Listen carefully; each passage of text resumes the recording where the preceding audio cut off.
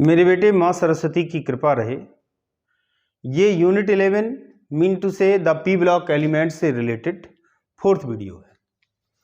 हमने 3rd video में chemistry of boron family को स्टार्ट किया था और उसमें सबसे पहले देखा था एबनॉर्मल बिहेवियर ऑफ बोरॉन। उसके बाद फिर हमने कंपाउंड्स ऑफ बोरॉन में 2 कंपाउंड देखे थे। पहला तो था बोरेक्स और दूसरा था बोरिक एसिड। इस वीडियो में हम rest part of chemistry of boron family को देखेंगे और उसमें सबसे पहले देखेंगे कंपाउंड्स ऑफ बोरॉन में डाइबोरेन और उसके बाद देखेंगे uses of boron, aluminium and there compounds. तो चलो स्टार्ट करते हैं और सबसे पहले देखते हैं डाइबोरेन। मेरे बेटे नेक्स्ट कंपाउंड है डाइबोरेन। डाइबोरेन को समझने से पहले समझते हैं बोरेन्स। बोरॉन के हाइड्रोजन के साथ बने बाइनरी कंपाउंड्स बोरेन्स कहलाते हैं। Binary compounds of boron with hydrogen are termed as boranes। Boron कई प्रकार के बोरेन बनाता है, जैसे B2H6, B4H10, B5H9, B5H11, B6H10, B6H40।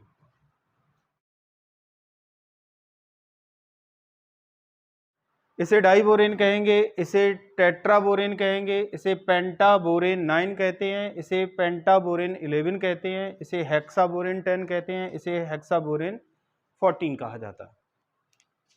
इन सभी में डाइबोरेन अधिक महत्व का होता है, तो इंपॉर्टेंस ज़्यादा होने के कारण इसी का हम प्रिपरेशन, प्रॉपर्टीज, यूजेस और स्ट्रक्चर देखेंगे। तो सबसे पहले देखते हैं प्रिपरेशन ऑफ डाइबोरेन। मेरे बेटे अब हम देखेंगे प्रिपरेशन ऑफ डाइबोरेन। डाइबोरेन को लैब में बनाने के लिए सोडियम बोरोहाइड्राइड का रिएक्शन कराते हैं आयोडीन के साथ। 2NaBH4 ये सोडियम बोरोहाइड्राइड है और इसकी रिएक्शन I2 के साथ होगी तो सोडियम आयोडाइड, डाइबोरेन और हाइड्रोजन बनती है। नेक्स्ट है इंडस्ट्रियल मेथड। लार्ज स्केल पर बनाने के लिए बोरॉन ट्राईफ्लोराइड का रिडक्शन कराते हैं विथ सोडियम हाइड्राइड, तो B2H6 बनता और NaF निकल जाता है। By hydrogenation of boron trioxide या बोरिक एनहाइड्राइड। बोरिक एनहाइड्राइड का हाई प्रेशर पर at high pressure and temperature, high pressure और टेम्परेचर पर बोरिक एनहाइड्राइड का हाइड्रोजनेशन कराते हैं इन presence of aluminium and aluminium chloride, तो डाइबोरेन मिलती है। B2O3 + 2Al + 3H2 in presence of anhydrous aluminium chloride B2H6 + Al2O3। Hydrogenation boron trihalide का भी कराया जा सकता है इन presence of silent electric discharge. अगर trihalide, boron trihalide का रिडक्शन कराते हैं with hydrogen in presence of silent electric discharge, तो हमको डाइबोरेन मिलता है। तो ये तो रहा प्रिपरेशन ऑफ डाइबोरेन। अब हम देखेंगे प्रॉपर्टीज ऑफ डाइबोरेन। मेरे बेटे अब हम देखेंगे प्रॉपर्टीज ऑफ डाइबोरेन। सबसे पहले देखते हैं physical property. Diborane colourless highly toxic gas होती है जिसका बॉइलिंग पॉइंट 180 केल्विन होता है। सेकेंड है reaction with air. Mostly borane जितने भी हैं वो हाईली इन्फ्लेमेबल होते हैं और जो जैसे ही एयर के कांटेक्ट में आते हैं तो उनमें आग लग जाती है। Catches fire, B2H6 plus 3O2 changes into B2O3 plus 3H2O। ये रिएक्शन एक्सोथर्मिक होता है। Most of higher boranes are also inflammable in air. Reaction with water, water के साथ रिएक्शन। वाटर में डाइबोरेन आसानी से हाइड्रोलाइज हो जाती है। B2H6 plus 6H2O changes into H3BO3 boric acid बनेगा और हाइड्रोजन निकल जाती है। रिएक्शन विथ अमोनिया, अमोनिया के साथ अगर लिमिटेड अमाउंट में रिएक्शन होगा तो पहले तो डाइबोरेन डाई अमोनिएट अडक्ट बनता है एट 393 केल्विन और अधिक गर्म किया जाए मीन टू से एट 473 केल्विन ये B3N3S6 में कन्वर्ट हो जाता है। इसे बोरेजीन या बोरेजॉल या इनऑर्गेनिक बेंजीन कहते हैं क्योंकि इसकी प्रॉपर्टीज बेंजीन की तरह एडिशन और सब्स्टिट्यूशन रिएक्शन ये देती है, इसलिए इसे इनऑर्गेनिक बेंजीन कहा जाता है। अगर हम एक्सिस में अमोनिया के साथ रिएक्शन कराते हैं तो पॉलीबोरॉन नाइट्राइड मिलता है। B2H6 plus NH3 in excess changes into BN whole x. Next property है reaction with Lewis bases. Lewis bases के साथ डाइबोरेन में बॉन्ड क्लीवेज होता है और बोरेन अडक्ट्स मिलते हैं, एडिशनल प्रोडक्ट बनते हैं। पहले बॉन्ड क्लीवेज होगा फिर एडिशनल प्रोडक्ट बनेंगे। जैसे ट्राई मिथाइल अमीन के साथ डाइबोरेन की रिएक्शन कराने पर अडक्ट मिलता है, इसी तरीके से कार्बन मोनोऑक्साइड के साथ भी अडक्ट मिलता है। डाइबोरेन में बॉन्ड क्लीवेज दो तरह का होता है, सिमेट्रिकल और अनसिमेट्रिकल। डाइबोरेन की अगर हम स्ट्रक्चर देखें तो उसमें ये दोनों बोरॉन एटम और ये चारों टर्मिनल हाइड्रोजन, अभी हम बाद में स्ट्रक्चर डिस्कस करेंगे, और ये सभी एक ही प्लेन में होते हैं इस तरह से प्लेन में। और जो बीच के हाइड्रोजन है उन्हें ब्रिज हाइड्रोजन कहते हैं, वो ऊपर और नीचे होते हैं। ये चारों हाइड्रोजन और दोनों बोरॉन एटम एक ही प्लेन में होते हैं और जो ब्रिज हाइड्रोजन है वो ऊपर और नीचे होते हैं। इन्हें हम HB करके लिखे दे रहे हैं। ये ब्रिज हाइड्रोजन ये ऊपर और नीचे, और ये सभी एक ही प्लेन में होते हैं।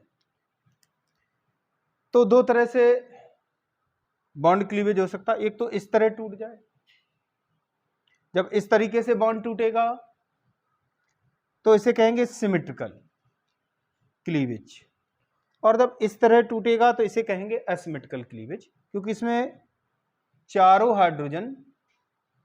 हाइड्रोजन इस बोरॉन के साथ होंगे और इसके साथ केवल दो रहेंगे। अगर लुईस बेस बड़े साइज का होता है तो सिमेट्रिकल बॉन्ड क्लीवेज होता है, क्योंकि अगर एसिमेट्रिकल होगा तो कंपाउंड स्टेबल नहीं बनेगा। और जब छोटे साइज का होता है, माइक्रो साइज लुईस बेस होता है, तो अनसिमेट्रिकल बॉन्ड क्लीवेज होता है। माइक्रो साइज्ड लुईस बेसिस के एग्जाम्पल हैं NH3, RNH2 यानी कि प्राइमरी अमीन, सेकेंडरी अमीन और साइनाइड CN-। बाद बाकी जितने हैं वो सभी मैक्रोसाइज्ड के होते हैं, मैक्रोसाइज्ड लुईस बेस। तो इनके साथ इस तरह एडिशन प्रोडक्ट बनता है। ये तो रहा प्रॉपर्टीज ऑफ डाइबोरेन के बारे में। अब हम देखेंगे यूजेस ऑफ डाइबोरेन। मेरे बेटे अब हम देखेंगे यूजेस ऑफ डाइबोरेन। डाइबोरेन का यूज रॉकेट प्रोपेलेंट की तरह किया जाता है। डाइबोरेन को बोरोसिलिकेट ग्लास बनाने में यूज किया जाता है। डाइबोरेन रबर की वल्केनाइजेशन प्रोसेस में कैटलिस्ट का काम करता है। रिड्यूसिंग एजेंट की तरह इसका यूज किया जाता है और सेमीकंडक्टर्स की प्रिपरेशन में इसका यूज डोपिंग एजेंट की तरह किया जाता है। ये तो रहे यूजेस ऑफ डाइबोरेन। अब हम देखेंगे स्ट्रक्चर ऑफ डाइबोरेन। मेरे बेटे अब हम देखेंगे स्ट्रक्चर ऑफ डाइबोरेन।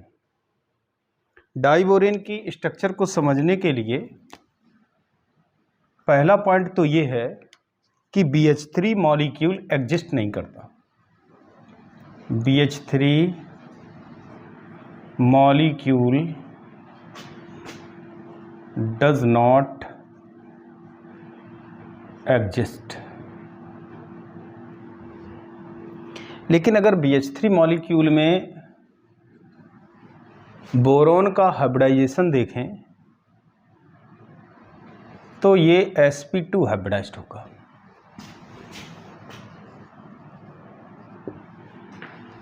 बोरोन का इलेक्ट्रॉनिक कॉन्फ़िगरेशन होता है 1s2 2s2 2p1। 1s inner orbit है, आउटर ऑर्बिट को ही वैलेंस शेल कहा जाता है। तो इसका तो कोई रोल नहीं होता है बॉन्डिंग में। आउटर ऑर्बिट के s ऑर्बिटल में 2 इलेक्ट्रॉन्स हैं और p ऑर्बिटल में 1 इलेक्ट्रॉन है। ये इसकी ग्राउंड स्टेट कहलाती है।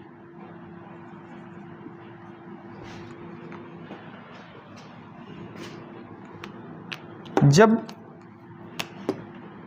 एक इलेक्ट्रॉन यहाँ से एक्साइट होकर यहाँ चला जाता है, यानी कि एक्साइटेशन होता है, तो हमें एक्साइटेड स्टेट मिलती है और उस एक्साइटेड स्टेट में 2s में 1 इलेक्ट्रॉन होगा और 2p में 2 इलेक्ट्रॉन होंगे। Excited state. अब इसमें हो जाता है sp2 हाइब्रिडाइजेशन, जिससे ये सभी orbital same energy same shape के हो जाएंगे और ट्रायंगुलर प्लेनर ज्योमेट्री में अरेंज रहते हैं। Triangular planar. तो इस तरीके से जो हाइब्रिडाइज्ड ऑर्बिटल्स मिलते हैं उनमें से प्रत्येक से एक एक हाइड्रोजन आकर के ओवरलैपिंग करता है और इस तरह 2-2 इलेक्ट्रॉन हो जाते हैं। ये एम्प्टी रहता है। तो अगर हम इसका स्ट्रक्चर देखें तो H H B H और इस पर होता है unhybridised empty p orbital. B2S6 में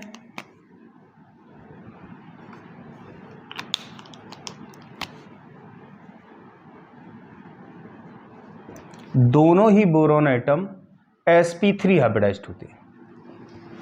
both boron atoms are sp3 hybridized। Boron जब ग्राउंड स्टेट में होता है तो मैंने इलेक्ट्रॉनिक कॉन्फ़िगरेशन बता दिया कि 1s में 2 इलेक्ट्रॉन्स होंगे और जो वैलेंस शेल है उसमें 2s में 2 इलेक्ट्रॉन होंगे, 2p में 1 इलेक्ट्रॉन होगा। ये तो होगी ग्राउंड स्टेट। एक्साइटेशन हो जाता है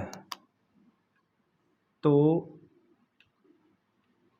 एक इलेक्ट्रॉन 2s से 2p में चला जाता है, और जो हमें एक्साइटेड स्टेट मिलेगी वो इस तरह की होगी। 2s में 1 इलेक्ट्रॉन होगा और 2p में 2 इलेक्ट्रॉन्स होंगे। Excited state. अब इसमें होता है sp3 हाइब्रिडाइजेशन।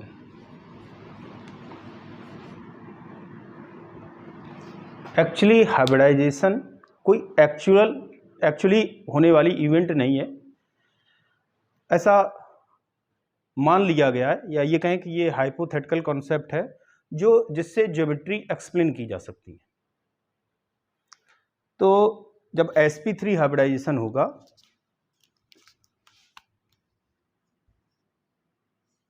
तो 4 हाइब्रिडाइज्ड ऑर्बिटल्स बनते हैं जो टेट्राहेड्रल ज्योमेट्री में होते हैं।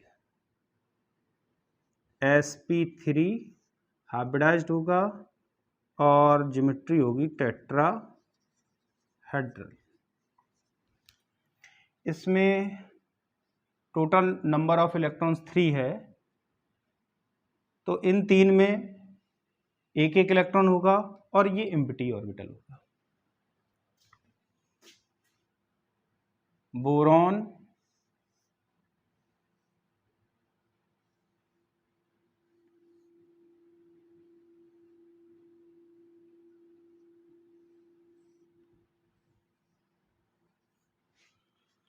अगर हम इस बोरॉन एटम को देखें तो इसमें मान लिया कि ये 3 भरे हुए हैं।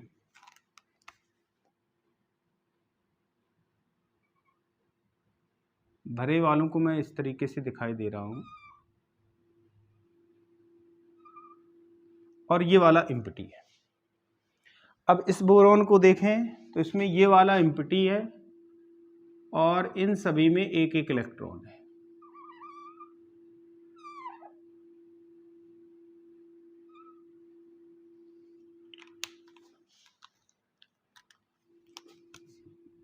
एक इलेक्ट्रॉन इसमें, एक इलेक्ट्रॉन इसमें, एक इलेक्ट्रॉन इसमें। इसका मतलब ये हुआ कि बोरॉन का एक एम्प्टी ऑर्बिटल दूसरे बोरॉन एटम के फिल्ड ऑर्बिटल के साथ ओवरलैपिंग करता है, और इस ओवरलैपिंग से केवल एक इलेक्ट्रॉन ही होता है दोनों ऑर्बिटलों के बीच में। इसी तरीके से इस वाले बोरॉन का एम्प्टी sp3 हाइब्रिडाइज्ड ऑर्बिटल इस बोरॉन एटम के फिल्ड sp3 हाइब्रिडाइज्ड ऑर्बिटल के साथ ओवरलैपिंग करता है, और इसमें भी एक ही इलेक्ट्रॉन होता है। अब एक इलेक्ट्रॉन आकर के हाइड्रोजन देता है और ओवरलैपिंग करता है। इनके साथ भी हाइड्रोजन एक एक इलेक्ट्रॉन दे करके ओवरलैपिंग कर लेता है।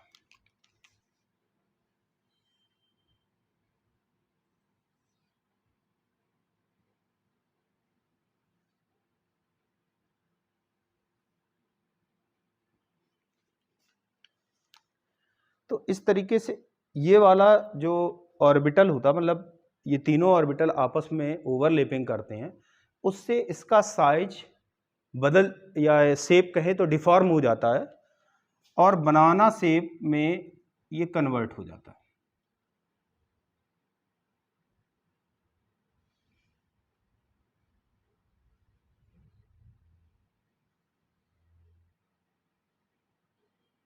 इससे हाइड्रोजन जुड़ा हुआ है, इससे हाइड्रोजन जुड़ा हुआ है, इससे हाइड्रोजन जुड़ा हुआ है, और इससे भी हाइड्रोजन जुड़ा हुआ है।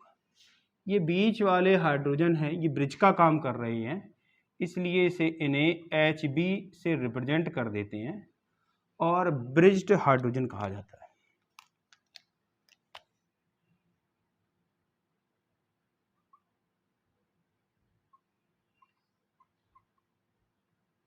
इस बॉन्ड को ब्रिज बॉन्ड कहते हैं। और जो किनारे पर हाइड्रोजन होते हैं ये चारों, इन्हें टर्मिनल हाइड्रोजन कहते हैं। ये जो बॉन्ड बना by deformation of shapes of orbital, इसे ब्रिज बॉन्ड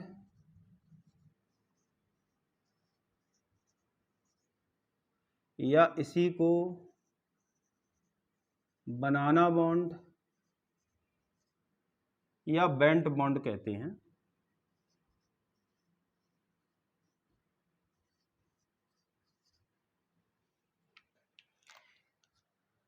इस तरह से हमने देखा कि डाइबोरेन में दोनों बोरॉन एटम्स, एक ये और एक ये, दोनों बोरॉन एटम्स sp3 हाइब्रिडाइज्ड होते हैं, जिससे 4 sp3 हाइब्रिडाइज्ड ऑर्बिटल बनते हैं। इनमें से 3 फील्ड होते हैं, एक एम्प्टी होता है, एक बोरॉन का एम्प्टी ऑर्बिटल दूसरे बोरॉन के एम्प्टी फील्ड ऑर्बिटल के साथ ओवरलैपिंग करता है और उसी ऑर्बिटल से हाइड्रोजन ओवरलैपिंग करता है। बिल्कुल इसी तरीके से इस वाले ऑर्बिटल का एम्प्टी sp3 हाइब्रिडाइज्ड ऑर्बिटल इस बोरॉन एटम के फील्ड sp3 हाइब्रिडाइज्ड ऑर्बिटल के साथ ओवरलैपिंग करता है और इसी से हाइड्रोजन ओवरलैपिंग करता है। इन हाइड्रोजन को ब्रिज हाइड्रोजन कहते हैं। और जो किनारे पर orbital remaining 2 sp3 hybridised orbital होंगे एट ईच बोरॉन एटम, उनसे हाइड्रोजन एटम ओवरलैपिंग करता है। इन्हें टर्मिनल हाइड्रोजन कहा जाता है। ब्रिज बॉन्ड का शेप बनाना की तरह हो जाता है, इसलिए इसे ब्रिज बॉन्ड या बेंट बॉन्ड या बनाना बॉन्ड कहते हैं। नेक्स्ट पॉइंट है, IR स्पेक्ट्रा से पता चलता है कि डाइबोरेन में 2 type boron hydrogen bonds present होते हैं। और इलेक्ट्रॉन डिफ्रैक्शन स्टडीज से पता लगता है कि 4 हाइड्रोजन एटम और 2 बोरॉन एटम सेम प्लेन में होते हैं और 2 hydrogen above and below the plane होते हैं। कहने का मतलब ये है कि एक हाइड्रोजन यहाँ होगा, एक यहाँ होगा, एक यहाँ होगा, एक यहाँ होगा, एक बोरॉन एटम यहाँ, एक बोरॉन एटम यहाँ, और 2 हाइड्रोजन एक ऊपर और एक नीचे होगा। ये एक ही प्लेन में हो गए, चारों हाइड्रोजन और दोनों बोरॉन एटम एक ही प्लेन में हो गए, और एक ऊपर और एक नीचे। ये ऊपर वाला और ये दोनों बोरॉन एटम और नीचे वाला ये एक प्लेन में होते हैं, वो डिफरेंट प्लेन होता, और एक प्लेन में ये चारों हाइड्रोजन और दोनों बोरॉन एटम होते हैं। इस तरीके से अगर हम इसको बना करके देखें तो इस तरीके से बना सकते हैं।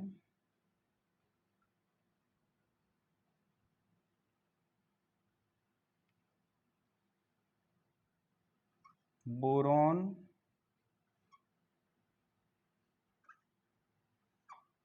से जुड़े होंगे हाइड्रोजन, इन्हें हम टर्मिनल हाइड्रोजन कहते हैं। और 2 hydrogen atoms above and below the plane होती है।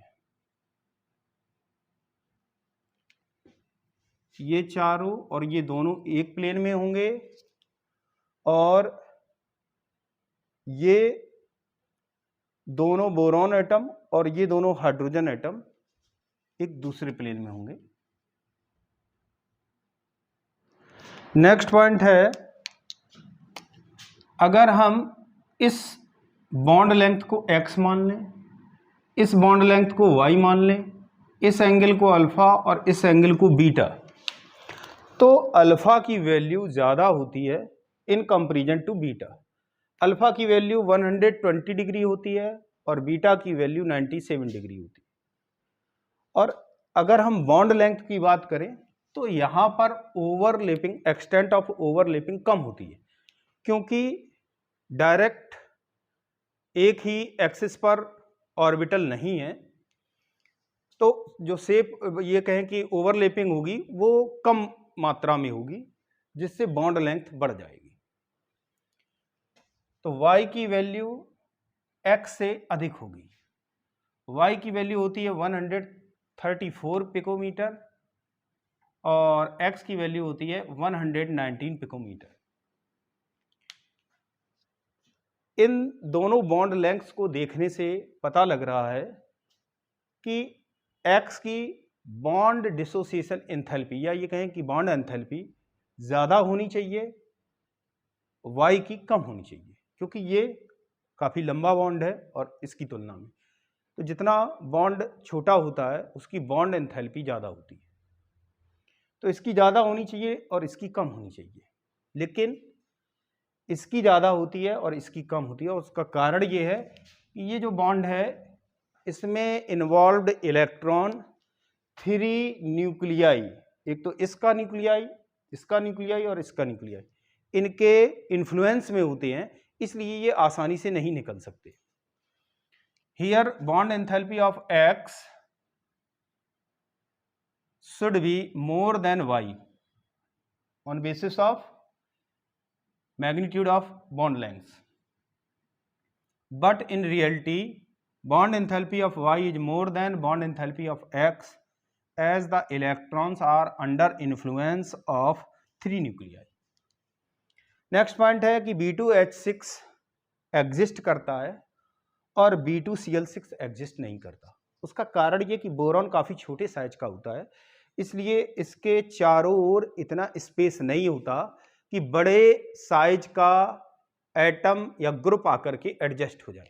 केवल इतना साइज होता कि हाइड्रोजन आकर के एडजस्ट हो जाता, इसलिए B2H6 तो एग्जिस्ट करता है और B2Cl6 एग्जिस्ट नहीं करता, क्योंकि इससे स्मॉल वॉइड क्रिएट होगी और ये लार्ज साइज का है और इसमें स्मॉल वॉइड क्रिएट होगी और साइज भी हाइड्रोजन का स्मॉल होता है। अब अगर हम maximum number of atoms in a plane calculate करें तो 2 + 1 + 1 + 2 मीन टू से 6 एटम्स एक ही प्लेन में होंगे, और अगर इस वाले को देखें तो केवल 4 एटम्स ही होंगे। तो maximum number of atoms in a plane is equal to 6। Next point है कि डाइबोरेन में 2 बॉन्ड ऐसे होते हैं जो 3 सेंटर्ड 2 इलेक्ट्रॉन बॉन्ड है। 3 सेंटर्ड का मतलब एक तो इसका न्यूक्लियस होगा, इसका न्यूक्लियस होगा, इसका न्यूक्लियस होगा और उसी के इन्फ्लुएंस में ये दोनों इलेक्ट्रॉन होंगे। तो ये वाला बॉन्ड इलेक्ट्रॉन डेफिशिएंट होता है। इलेक्ट्रॉन डेफिशिएंट क्यों होता है? क्योंकि 3 orbitals contains 2 electrons, so 1 orbital contains 2/3 electron. इसका मतलब ये हुआ कि एक इलेक्ट्रॉन से भी कम, हर एक ऑर्बिटल के, प्रत्येक ऑर्बिटल के हिस्से में एक इलेक्ट्रॉन से भी कम इलेक्ट्रॉन है। नेक्स्ट पॉइंट है structure of Al2Cl6 mean two से aluminium chloride and B2H6 diborane, दोनों को कंपेयर करेंगे तो Al2Cl6 में भी इसी तरीके की स्ट्रक्चर होती है, लेकिन थोड़ा डिफरेंस भी होता है। अगर हम देखें तो एल्युमिनियम से इस तरह 4 क्लोरीन एटम्स होते हैं और बीच में 2 क्लोरीन एटम ब्रिज बॉन्ड से जुड़े होते हैं। अगर हम ये एंगल अल्फा मान लें, ये बीटा मान लें, तो इसमें भी हमने देखा था कि अल्फा ग्रेटर देन बीटा होता है, और अगर बॉन्ड लेंथ इस बॉन्ड की मान लें x और इसकी मान लें y, तो y ग्रेटर देन x था। बिल्कुल उसी तरीके से इसमें भी y यानी कि ब्रिज बॉन्ड की बॉन्ड लेंथ ग्रेटर देन होती है x। इनकी वैल्यूज भी हमने लिख दी हैं, अगर हो सके तो याद कर लें। अब इस वाले बॉन्ड को अगर हम देखें तो इसमें ये वाला जो बॉन्ड बनता है एक्चुअली वो क्लोरीन एटम पर लोन पेयर होते हैं, तो ये अपना लोन पेयर इसको दे देते, और ये वाला क्लोरीन एटम इस वाले एल्युमिनियम एटम को लोन पेयर देता है, क्योंकि क्लोरीन पर लोन पेयर होता है। अगर कोई ऐसा एटम या ग्रुप प्रेजेंट होगा जिसके एटम पर लोन पेयर होता है तो 3 सेंटर्ड 4 इलेक्ट्रॉन बॉन्ड बनता है, और अगर लोन पेयर नहीं है तो 3 सेंटर्ड 2 इलेक्ट्रॉन बॉन्ड बनता है। एक बात और यहां पर ध्यान देने वाली है, वो ये है कि ये वाला जो ब्रिज बॉन्ड होगा वो इलेक्ट्रॉन डेफिशिएंट नहीं होता, नॉट इलेक्ट्रॉन डेफिशिएंट, और ये वाला था इलेक्ट्रॉन डेफिशिएंट। साथ ही साथ एल्युमिनियम का साइज बड़ा होता है तो इसके चारों ओर इतनी वॉइड रहती है कि बड़े साइज के एटम या ग्रुप आकर के एडजस्ट हो सकते हैं। इसलिए जो Cl एटम है, ब्रिज Cl एटम, उनको रिप्लेस किया जा सकता है बाय अदर ग्रुप्स। जैसे इसका एक्सेसिव मिथाइलेशन करा देंगे तो यहाँ पर भी CH3 हो जाएगा, यहाँ पर भी CH3, यहाँ पर भी CH3, यहाँ पर भी CH3, यहाँ और यहाँ पर भी CH3 हो जाएगा। डाई बोरेन में बोरॉन एटम का साइज छोटा होता है और हाइड्रोजन एटम भी छोटे साइज का होता है, इसलिए हाइड्रोजन एटम जो वॉइड होगी बोरॉन एटम के स्मॉल साइज के कारण स्मॉल साइज्ड वॉइड क्रिएट होगी, उसमें केवल हाइड्रोजन आकर के एडजस्ट हो सकता है। बड़े साइज के एटम्स या ग्रुप्स एडजस्ट नहीं हो सकते। तो अगर हम B2H6 का मिथाइलेशन कराएंगे तो केवल यहाँ पर CH3, यहाँ पर CH3, यहाँ पर CH3 और यहाँ पर CH3 होगा, बीच वाले हाइड्रोजन ज्यों के त्यों बने रहते हैं। ये तो रहा स्ट्रक्चर ऑफ डाइबोरेन के बारे में। अब हम uses of boron and aluminium and there compounds देखेंगे।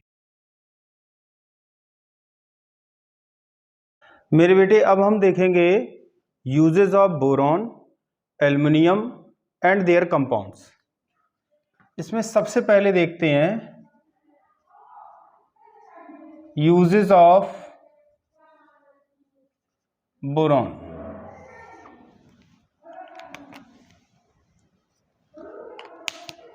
बोरॉन फाइबर्स का use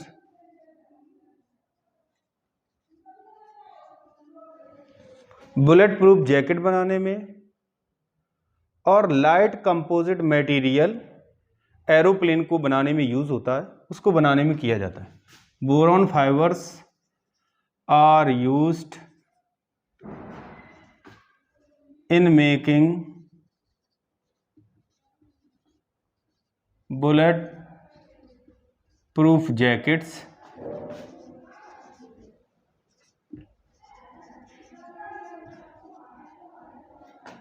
and light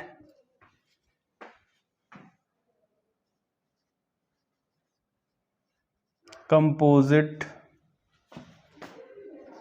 material for aeroplanes।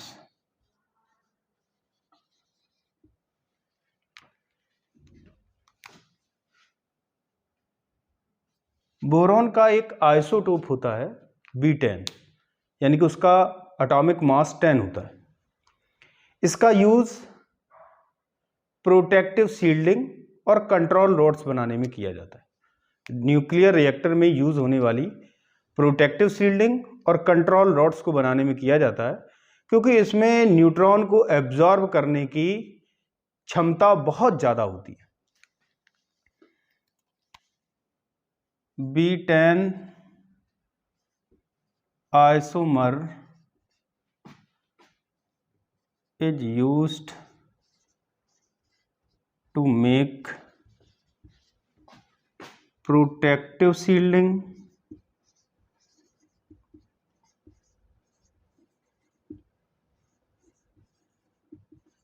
and control rods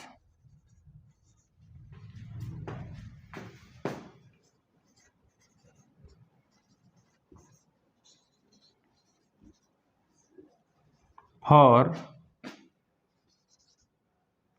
nuclear reactor.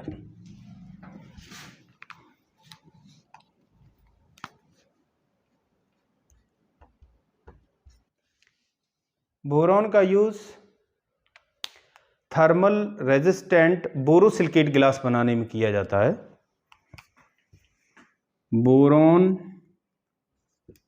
Is used to make heat resistant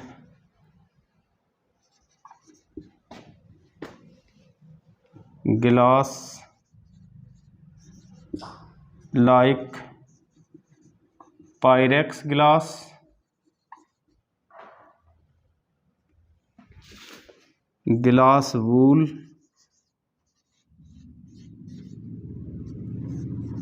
fiberglass.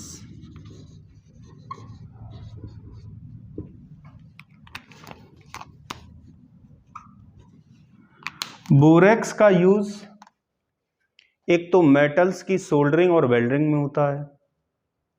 Borax का use अर्थनवेयर्स यानी कि चीनी मिट्टी के बर्तनों पर चमक लाने के लिए किया जाता है, और मेडिकेटेड सोप्स में भी इसका यूज होता है। Borax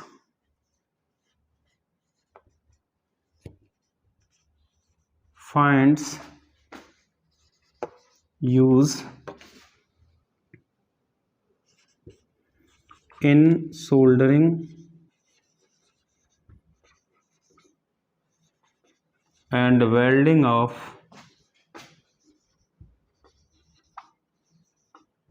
metals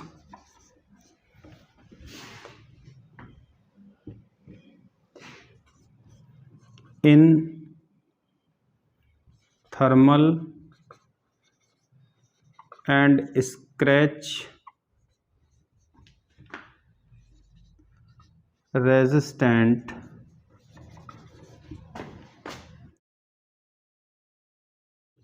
glazed coating of earthenwares.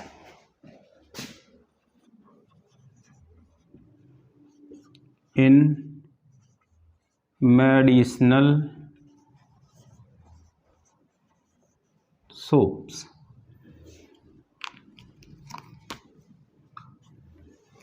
Boric acid का एक्वस सॉल्यूशन माइल्ड एंटीसेप्टिक की तरह यूज किया जाता है। Aqueous solution of boric acid is used as mild antiseptic. तो इस तरीके से हमने बोरॉन और उसके कंपाउंड्स के यूजेस को देखें। तो सबसे पहले मैंने बताया कि बोरॉन फाइबर्स का यूज बुलेट प्रूफ जैकेट बनाने में किया जाता है, क्योंकि बोरॉन 3 डायमेंशनल स्ट्रक्चर रखता है जो काफ़ी रिजिड होती है। साथ ही साथ बोरॉन काफ़ी हल्का होता है, इसलिए इसका यूज़ एरोप्लेन को बनाने वाले मटेरियल में भी किया जाता है। B10 आइसोमर का यूज़ कंट्रोल रॉड्स बनाने में और प्रोटेक्टिव शील्डिंग बनाने में किया जाता है for nuclear reactor. Nuclear reactor में प्रोटेक्टिव शील्डिंग की ज़रूरत पड़ती है और साथ ही साथ कंट्रोल रॉड्स की ज़रूरत पड़ती है, क्योंकि न्यूक्लियर रिएक्टर में न्यूक्लियर फिजन रिएक्शन को कंट्रोल किया जाता है, जिससे कि चेन रिएक्शन ना होने पाए। तो जो बोरॉन का आइसोटोप होता है ये हाई एब्जॉर्प्शन पावर रखता है फॉर न्यूट्रॉन्स। न्यूट्रॉन को बहुत ज़्यादा एब्जॉर्ब करने की कैपेसिटी होती है, इसलिए इसका यूज़ कंट्रोल रॉड्स बनाने में और प्रोटेक्टिव शील्डिंग में होता है। नेक्स्ट है बोरोन का यूज़ बोरोसिलिकेट गिलास बनाने में किया जाता है।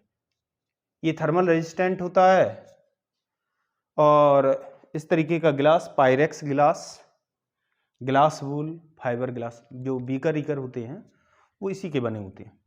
बोरेक्स का यूज़ मेटल्स की सोल्डरिंग का मतलब होता है टांका लगाना, कुछ जोड़ने का काम किया जाता है, एंड वेल्डिंग में किया जाता है। In thermal and scratch resistant glazed coating, चीनी मिट्टी के बर्तन या मिट्टी के बर्तन होते हैं उन पर चमक लाने के लिए या रंगकारी करने के लिए इसका यूज़ होता है। इन मेडिसिनल सोप्स, जो मेडिकेटेड सोप होते हैं उनमें इसका यूज़ होता है। Aqua solution of boric acid is used as mild antiseptic. अब हम देखेंगे uses of aluminium.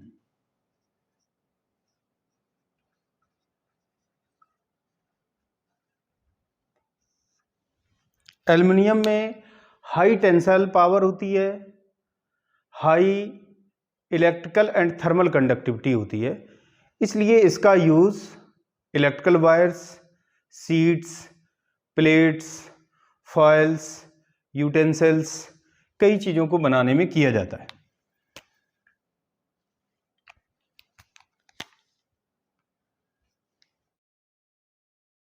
Due to high tensile power,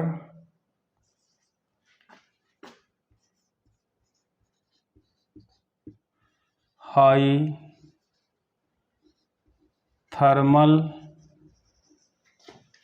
and electrical conductivity,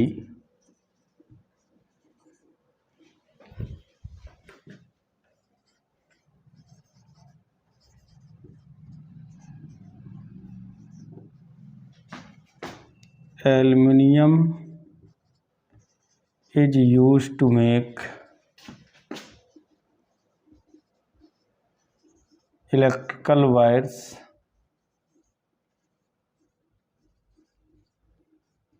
plates,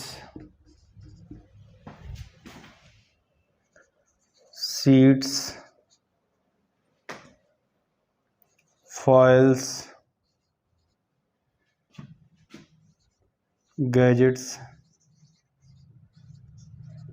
etc.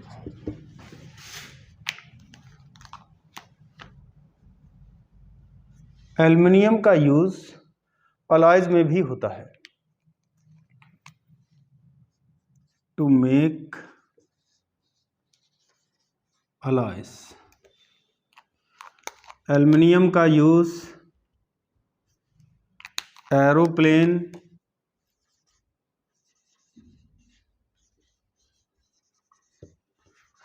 और ट्रांसपोर्ट इंडस्ट्री में भी होता है।